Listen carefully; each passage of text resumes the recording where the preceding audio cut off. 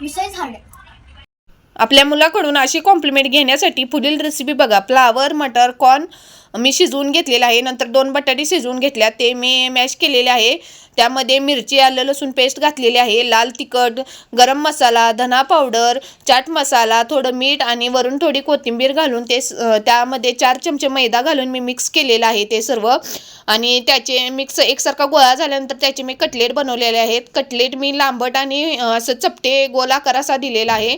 तुम्हाला कसा आवडेल तसा तुम्ही आकार देऊ शकता। आणि कटलेट आपण भिजवण्यासाठी मी मैद्याचं बॅटर तयार केलेलं आहे। मैद्याच्या बॅटरमध्ये मैदा आणि थोडं मीठ घातलेलं आहे। आपल्या बारीक शेवया घेतलेल्या आहेत। कटलेट मी मैद्याच्या बॅटरमध्ये बुडवून नंतर ना शेवयात बुडवून ते तेलात फ्राय केलेले आहेत।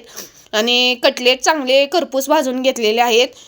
आणि आपल्याला कटलेट आवडले असेल तर चॅनलला सबस्क्राईब करा। आवाज कसा येतोय बघा। धन्यवाद।